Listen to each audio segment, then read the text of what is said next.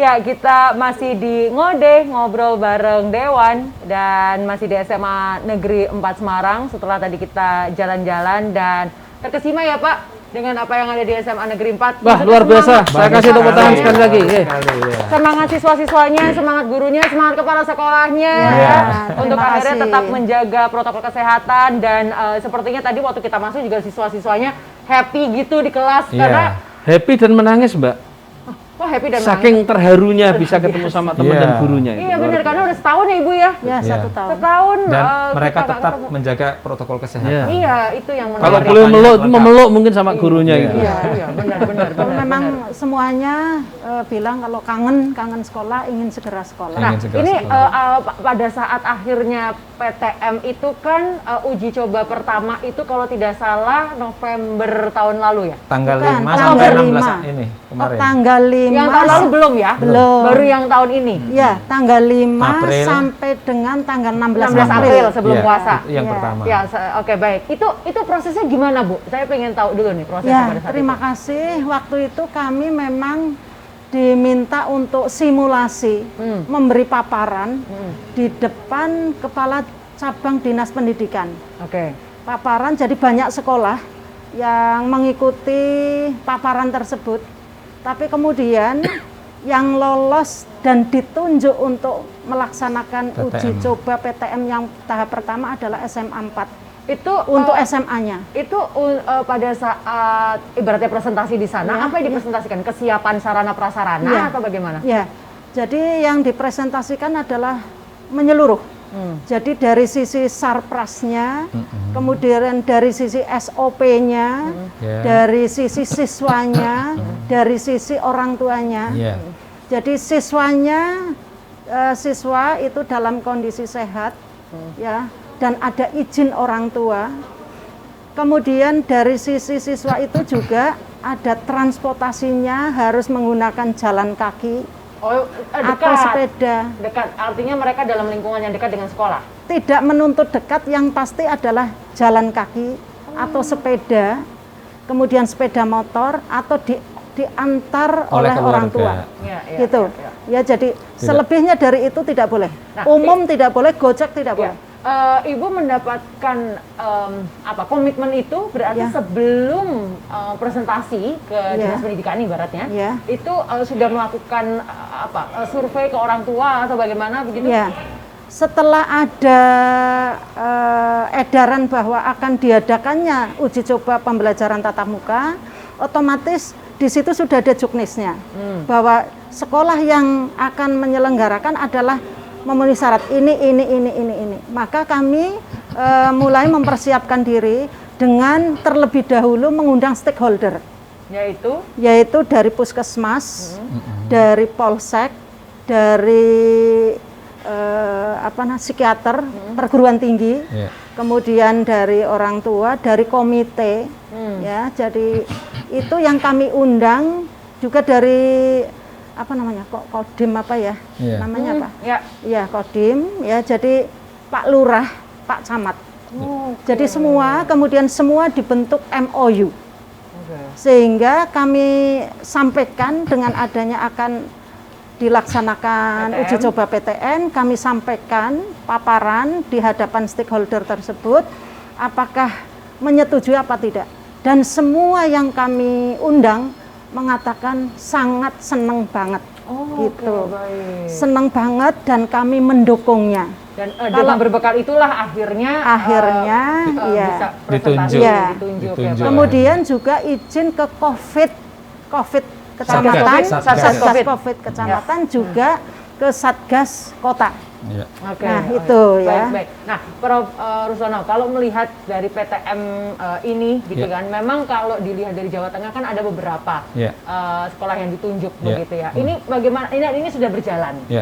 Dari Prof. sendiri, dari Dewan Pendidikan sendiri, melihat ini bagaimana? Ya, terima kasih. Saya ingin mengucapkan dulu atas nama Dewan Pendidikan Jawa Tengah kepada SMA 4 yang luar biasa memenuhi persyaratan dari sejumlah sekolah di Kota Semarang ini akhirnya terpilih.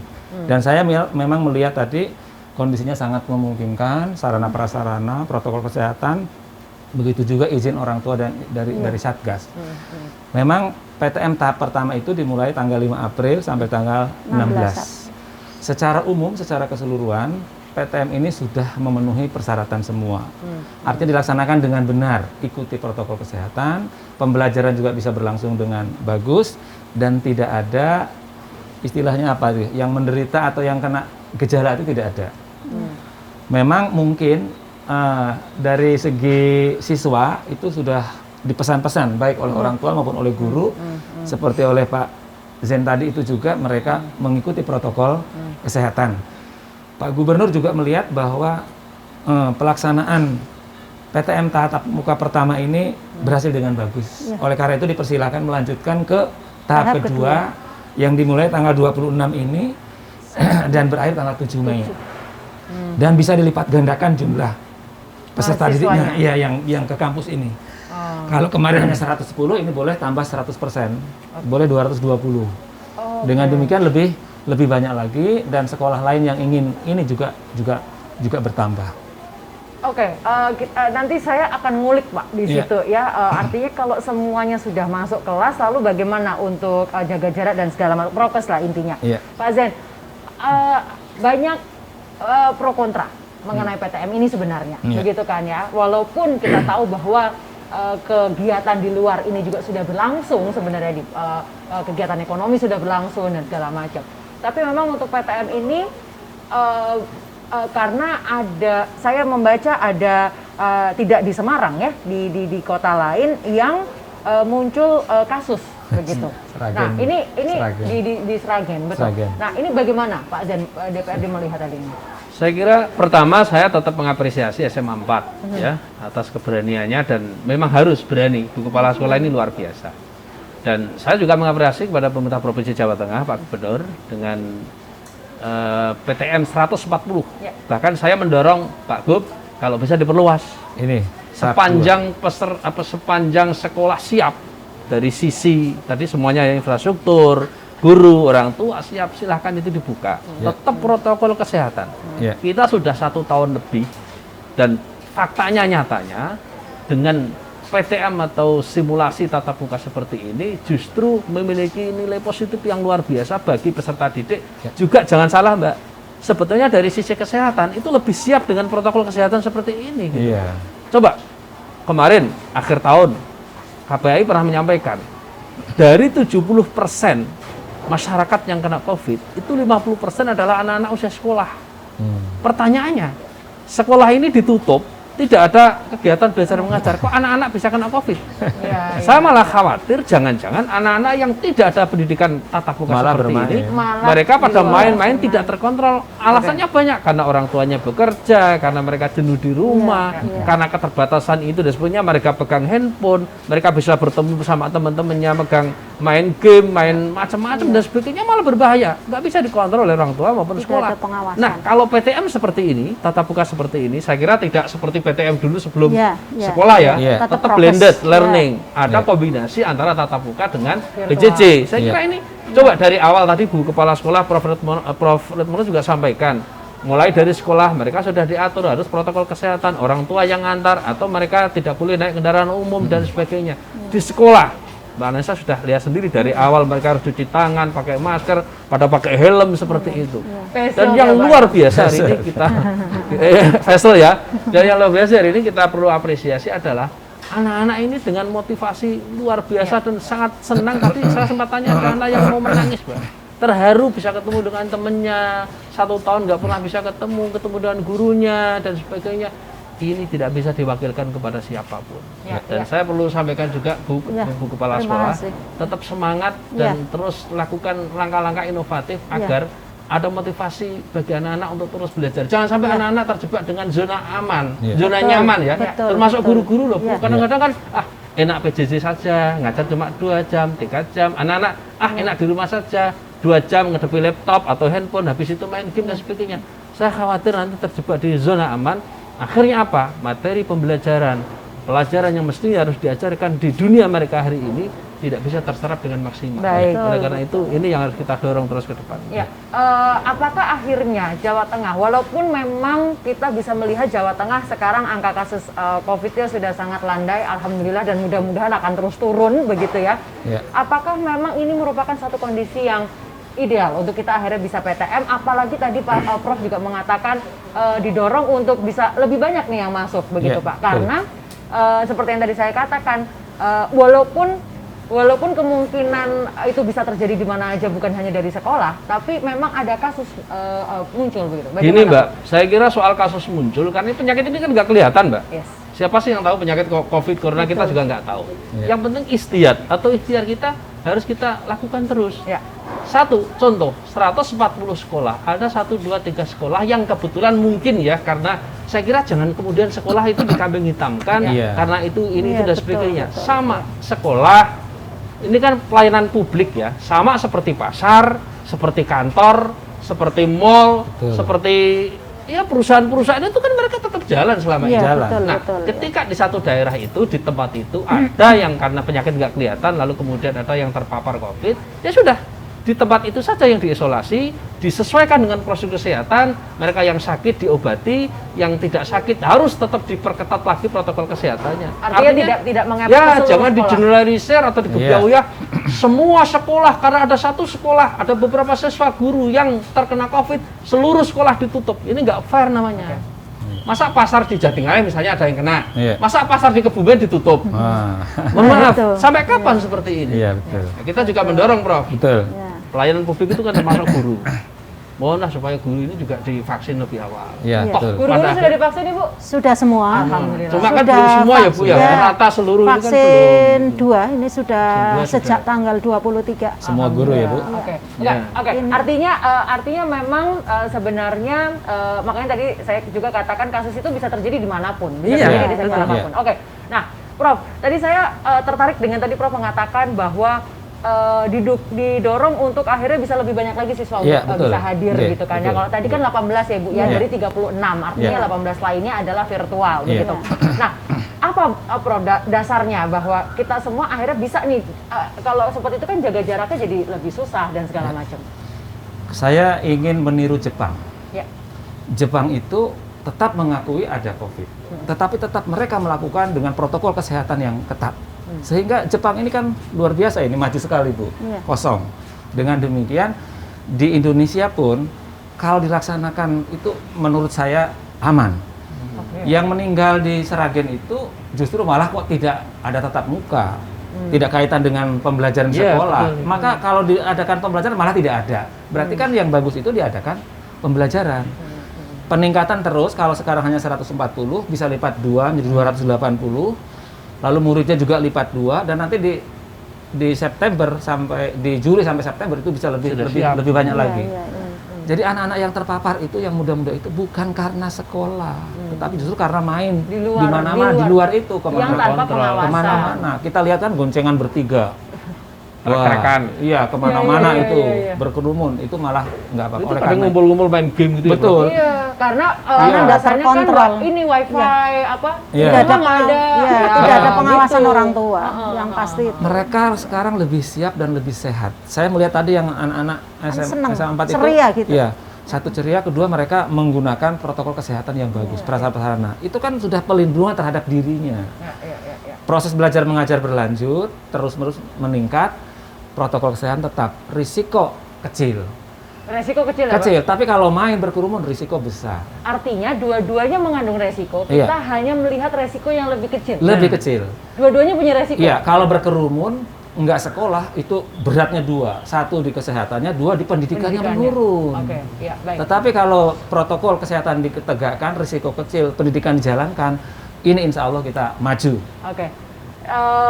Bu Eni, akhirnya pada saat sekarang mulai lagi untuk PTM, ini cara mengejar kurikulumnya bagaimana Ibu? Kan kemarin setahun udah ngos-ngosan tuh, mengajarkan siswa kurikulum apa adanya. Iya betul. Akhirnya kurikulumnya bagaimana nih? Jadi ada kurikulum dalam masa pandemi COVID yang sudah disederhanakan.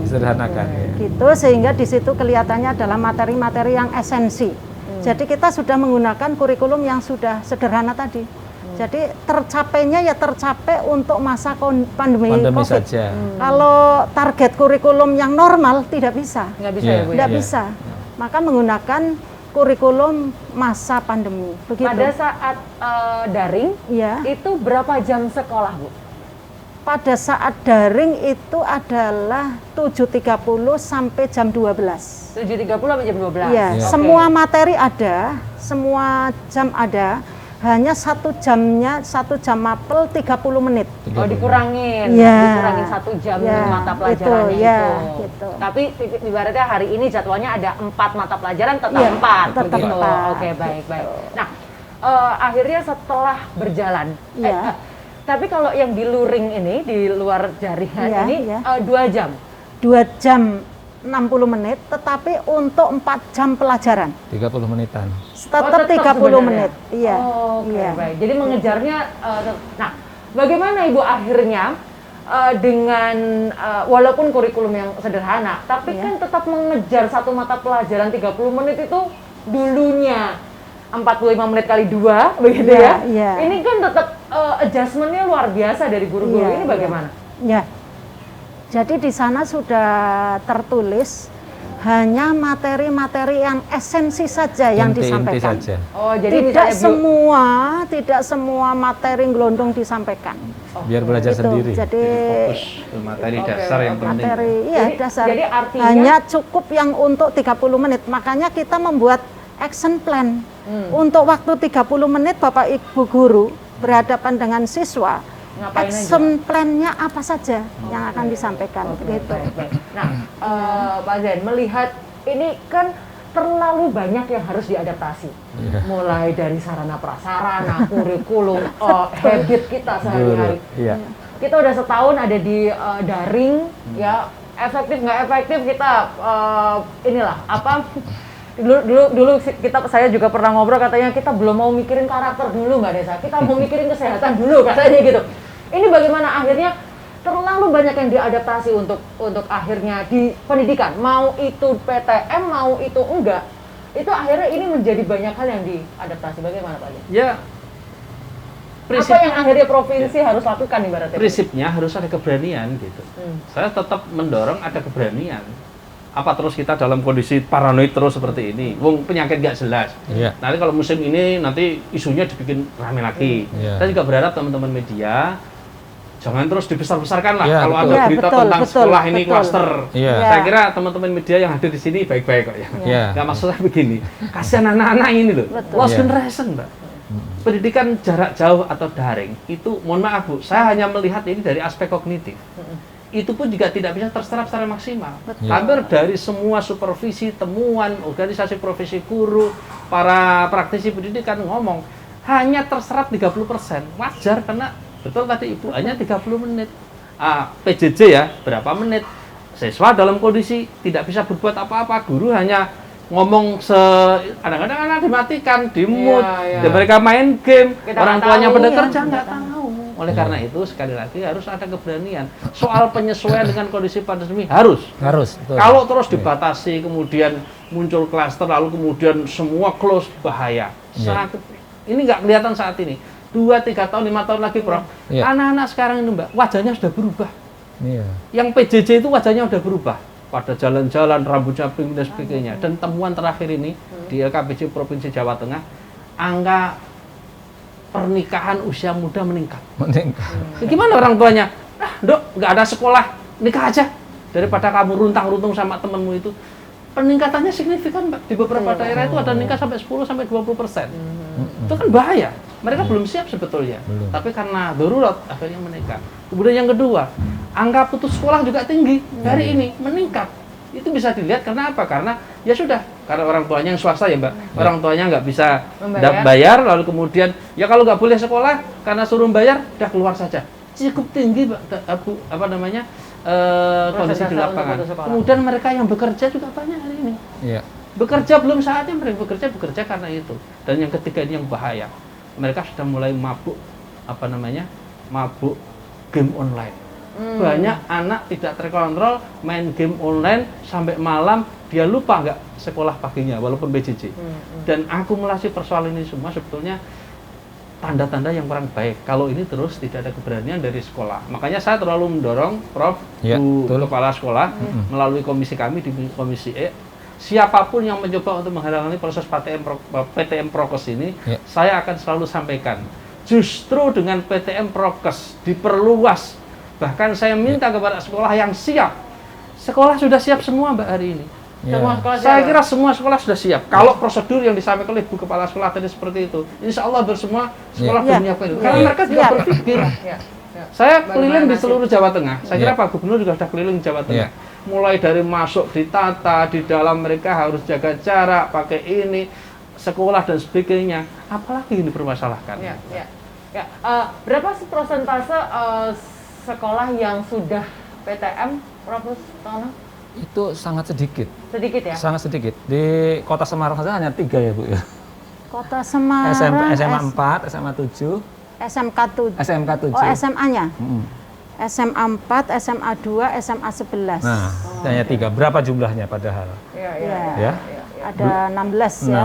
Belum lagi yang dasar itu juga. Untuk SMK, SMK 7, SMK 11 ya Pak ya, SMK 2. Oke. Saya mengusulkan yang kemarin sudah menyatakan siap dan ikut presentasi itu disetujui. Oh, karena sebenarnya sudah banyak. siap-siap. Karena sebenarnya banyak. Berapa Cuman yang ditunjuk hanya beberapa gitu ya Pak Zain? Iya. Banyak. Di Jawa Tengah itu kan ribuan sekolah, Prof. Kalau cuma 140 kan mesti tidak, karena ada negeri ada swasta. Nah, gitu. Itu mereka sudah Salah satu siap-siap. Sebenarnya sudah Cuma siap. gini Mbak Nisa, memang. maaf nih Prof ya. Iya. Sebetulnya menjadi tidak baik ketika ada batasan soal jumlah, Iya. tapi di lapangan banyak sekolah-sekolah di kampung-kampung, di desa-desa tetap jalan.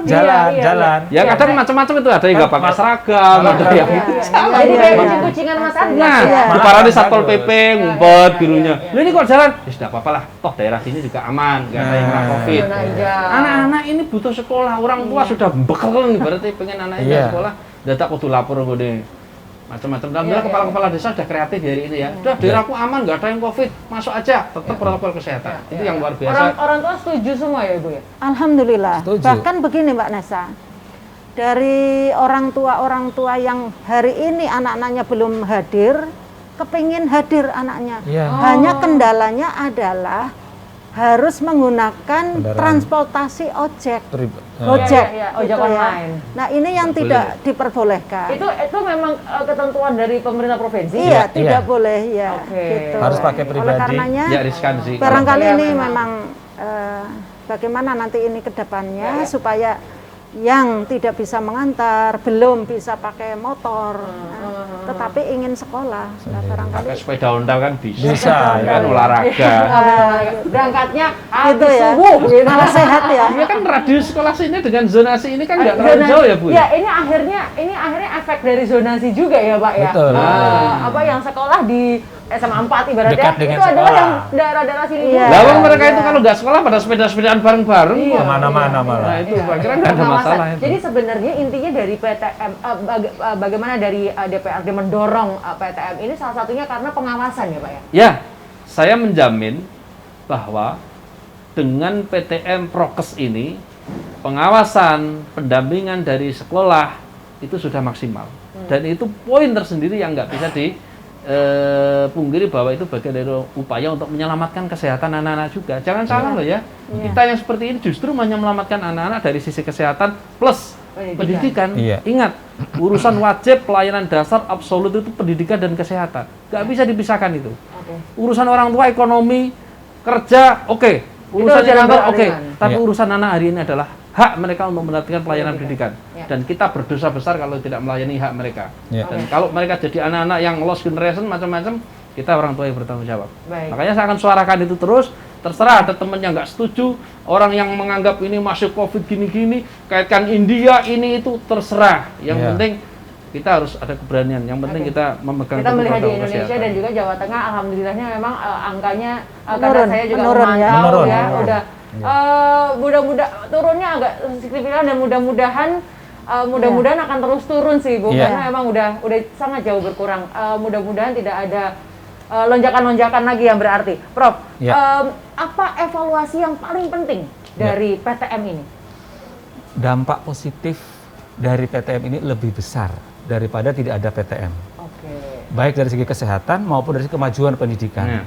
Oleh karena itu Dewan Pendidikan sangat merekomendasikan diperluas dan diperbesar, dan kalau perlu nanti bisa seluruh sekolah menyelenggarakan tatap muka. Baik, saya kembali ke Pak Zen. Pak Zen, saya yakin DPRD sudah sangat sering audiensi dengan pemerintah provinsi, dengan gubernur mungkin misalnya begitu, atau dengan dinas pendidikan bagaimana. Nah, apakah pemerintah provinsi sekarang menyambut baik dengan PTM yang diperluas?